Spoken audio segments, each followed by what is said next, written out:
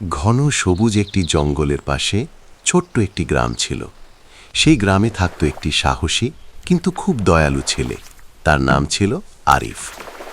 একদিন বিকেলে আরিফ একা একা নৌকা নিয়ে বনের ভিতর ঢুকল। নৌকা ডাঙ্গার সাথে বেরিয়ে সে জঙ্গলের ভিতর হাঁটতে লাগল। হাঁটতে হাঁটতে জঙ্গলের হঠাৎ সে ঝোপের ভেতর থেকে কাঁপা কাঁপা শব্দ শুনতে পেল। আরিফ দৌড়ে কাছে গিয়ে দেখল একটি ছোট্ট হরিণ শাবক ঝোপের মধ্যে আটকে আছে। তার পায়ে আঘাত লেগেছে। আরিফ খুব আস্তে বলল, ভয় পেও না, আমি তোমাকে সাহায্য করব। সে ঔষধি গাছের পাতার রস বের করে হরিণটার পায়ে লাগিয়ে দিল। কিছুক্ষণ পর হরিণটি দাঁড়াতে পারল। হরিণটি চলে যাওয়ার আগে একবার আরিফের দিকে তাকালো, যেন কৃতজ্ঞতা জানালো। কয়েকদিন পর একদিন আরিফ আবার বনে গেল, কিন্তু হঠাৎ আকাশে কালো মেঘ জমল এবং শুরু হলো প্রবল ঝড়। ঝড়ে পথ হারিয়ে ফেলল আরিফ।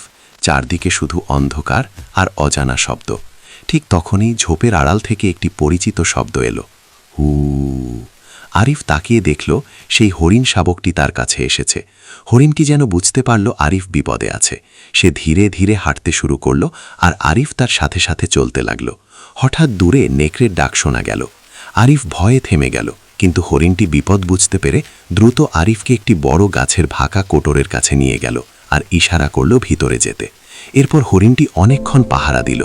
কিছুক্ষণ পর হরিণটি আরিফকে পৌঁছে দিল আরিফের নৌকার কাছে। আরিফ নৌকায় উঠে পড়ল আর নৌকা চালাতে লাগল। হরিণটি আরিফের দিকে তাকিয়েছিল।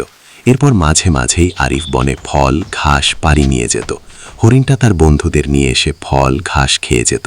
সেদিন থেকে আরিফ জানল, সত্যিকারের বন্ধুত্ব শুধু মানুষের সাথে নয়, প্রকৃতির সাথেও হতে পারে।